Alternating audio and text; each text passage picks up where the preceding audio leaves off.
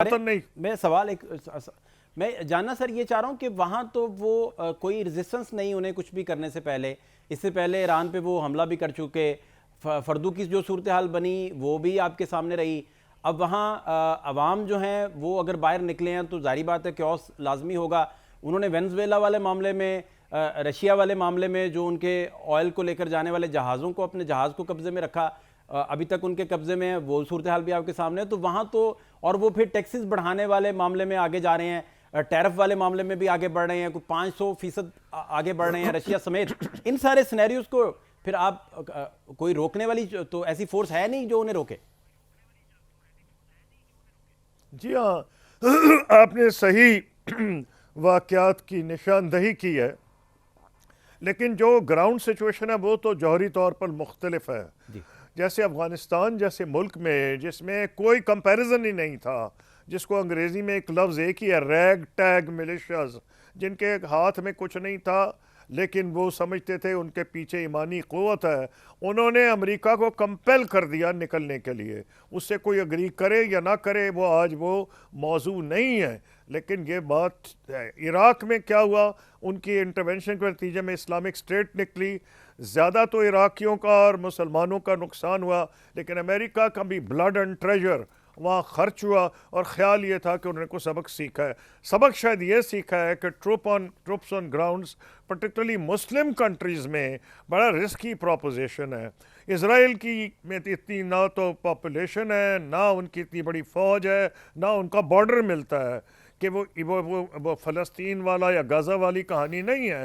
ایران نے تو پچھلی دفعہ بھی اسرائیل کو بھی سبق سکھایا تھا، اس لیے یہ آسانی سے ہونے والا چیز نہیں ہے. اس میں جو طریقہ یہ تو میں مان سکتا ہوں کہ انٹرنیشنل پروجیکشن ملے، ہمت بڑھائی جائے اور چیزیں ہوں، اور ان کو شاید کچھ نہ کچھ کامیابی ہو، کچھ نیگوشیشنز ہوں، گورنمنٹ کچھ لے کچھ دے.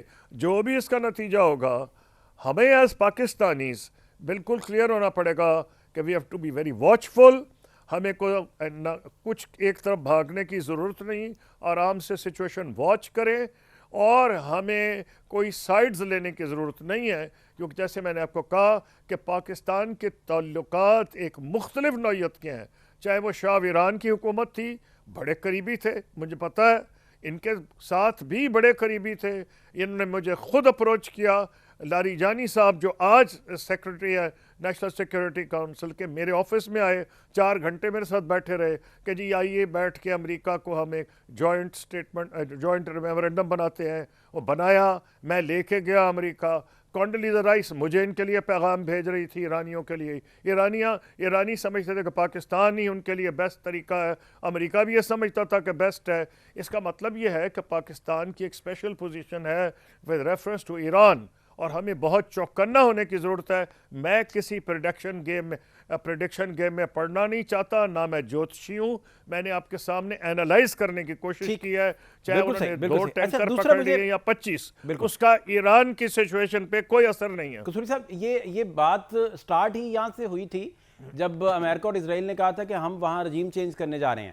اب وہاں وہ ان سارے معاملات کے بعد، سینکشنز کے بعد، حملوں کے بعد، فردو کے بعد، سارے معاملات کے بعد، اب جب عوام وہاں جب باہر نکلتے ہیں تو وہاں جو رضا پہلوی ہیں وہ عوام سے کہتے ہیں کہ آپ اور زیادہ احتجاج کیجئے. اب خدا نہ خواستہ کسی لمحے بیک فٹ پہ قیادت جاتی ہے ایران کی، اور لوگوں کو کہتی ہے جی ٹھیک ہے آپ ڈیسائیڈ کیجئے، اور کچھ نیا سیٹ اپ ترتیب پاتا ہے. فرض کریں تو بات تو وہی ہوئی جسے امریکہ نے اور اسرائیل نے پہلے دن کہا تھا کہ وہاں رجیم چینج کرنا ہے. تو اس نظریے کو پھر آپ کس نظر سے دیکھیں؟ فرق بہت ہے، جوہری فرق ہے. امریکن ٹروپس کی وجہ یا اسرائیلی ٹروپس کی وجہ سے ایران میں تبدیلی نہیں آئے گی. اگر تبدیلی آئے گی آن گراؤنڈ تو جو پبلک چاہتی ہے وہ تو بالکل مختلف سچویشن ہے. وہ گراؤنڈ پہ جب آیت اللہ خمینی آئے ہیں، کسی کو وہم و گمان بھی نہیں تھا، نہ پاکستان کی حکومت کو. میں تو خود شاہ ایران کو، ایک بڑا میں نوجوان تھا، ایئر مارشل اصغر خان صاحب کے ساتھ ملنے گیا تھا. اس وقت خیال تھا air marshal Asghar Khan future prime minister ہیں پاکستان کے. ہماری 3 گھنٹے رضا شاہ پہلوی سے ملاقات ہوئی. وہم و گمان نہیں تھا کہ وہ کچھ مہینے کے بعد ان کا نام و نشان نہیں رہے گا ایران میں، کیونکہ پبلک باہر نکل آئی. خمینی صاحب کا نام بڑے کم لوگ جانتے تھے. پھر ہر جگہ خمینی ہونے لگا. لوگوں نے ایک ریئل سچویشن کو ایکسیپٹ کیا. حالانکہ پاکستان کے تعلقات پرانی حکومت سے اچھے تھے لیکن ہم ان کے نیبرز ہیں. ہمیں ایکسیپٹ کیا کہ جی یہ ایران کی عوام کی خواہش ہے. ہم کون ہیں؟ نہ 3 میں نہ 13 میں. ہمارا ایک ہی رول ہے کہ ہم جو ایران میں سچویشن آن گراؤنڈ ہوگی وہ آپس میں جو فیصلہ کریں گے وہ ایرانی سٹیزنز کا کام ہے, ایران کے شہریوں کا کام ہے. وہ میرا نہیں خیال ہے کہ ٹروپس سے چینج کی جائے گی. ہاں یہ ضرور ممکن ہے کہ جو فورسز مخالف ہیں موجودہ حکومت کے ان کو ہر قسم کی سپورٹ ہو سکتا ہے پہنچائی جا رہی ہو, اس پہ میں ایک قیاس کر سکتا ہوں. لیکن یہ کہنا کہ جی وہ یہاں یہ ہو گیا, ان کے 2 ٹینکر پکڑے گئے, یہ کر دیا, وہ ایران میں تو ریزسٹنس ہوگی, لڑائی ہوگی, خون خرابہ ہوگا, کسی نے بھاگنا نہیں وہاں سے. نہ آسانی سے لاسٹ ٹائم تو ان کے جو رہبر ہیں کڈنیپ نہیں ہوئے تھے. حالانکہ اسرائیلی انٹیلیجنس کی بڑی کامیابی تھی کہ انہوں نے ٹاپ کے انجینئرز اور ان کے جرنیلوں کو قتل کیا, اور اس سے اب میں مزید سیکھ گئے ہوں گے ایرانی کہ کس طرح اپنی لیڈرشپ کو انہوں نے چھپانا ہے. تو اس لیے میں صرف یہ کہہ رہا ہوں خدا نہ کرے اس قسم کا خون خرابہ ہو جس کا مجھے شک ہے. کوئی وینیزویلا ٹائپ سچویشن نظر نہیں آ رہی, اور وینیزویلا میں بھی میں کلیئر نہیں ہوں کہ جیسے جیسے وقت گزرے گا کیا وہ ریزسٹنس بڑھے گی یا اس کو ایکسیپٹ کر لیا جائے گا. Let's watch the situation as it develops. بہت شکریہ جی خورشید قصوری صاحب, سابق وزیر خارجہ, بڑی ڈیٹیل سے اپنا پوائنٹ آف ویو دے رہے تھے. شارٹ بریک ایک لیں گے, ہمارے ساتھ رہیے. بریک کے بعد خوش آمدید. پاکستان سیاست کی اگر بات کریں تو وزیراعلیٰ خیبر پختونخوا سہیل آفریدی 3 روزہ دورے پر کراچی پہنچ گئے ہیں. ایئرپورٹ پر صوبائی وزیر سعید غنی نے ان کا استقبال کیا. وزیراعلیٰ آفریدی کو اجرک اور سندھی ٹوپی پہنائی.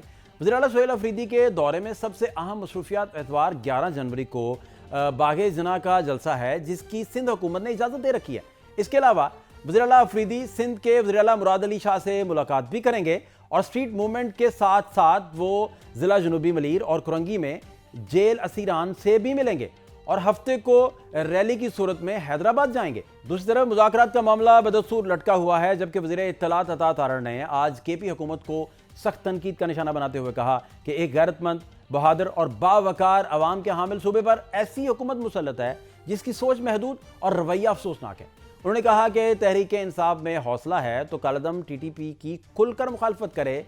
پی ٹی آئی نے ٹی ٹی پی سے حملے نہ کرنے کا استثناء لیا ہوا ہے. خیبر پختونخوا میں بدقسمتی سے ایک ایسی حکومت مسلط ہے کہ جن کے ذہن بہت چھوٹے ہیں. ٹی ٹی پی پاکستان کی دشمن ہے. جہاں پہ ٹی ٹی پی کی باری آتی ہے تو وہاں پہ آپ بیٹھ جاتے ہیں جھاگ کی طرح. تمہاری زبان فراوانی کے ساتھ چلتی ہے اور فر چلتی ہے, مگر جب تحریک طالبان پاکستان کی بات آتی ہے تو گھبرا کے بیٹھ جاتے. یہ ان کی سہولت کاری کرتے ہیں, یہ ان کو پناہ گاہیں دیتے ہیں, یہ ان کو واپس لے کر آتے ہیں اور بساتے ہیں. ان کا لیڈر کہتا تھا دہشت گردوں کو شہید. پاک فوج کے کسی جوان کے لیے, کسی میجر عدنان کے لیے, کسی لانس نائک محفوظ کے لیے کبھی آپ کو ایک لفظ ان کے اکاؤنٹ سے وہ نظر نہیں آئے گا. P T I T T P کا سیاسی ونگ ہے.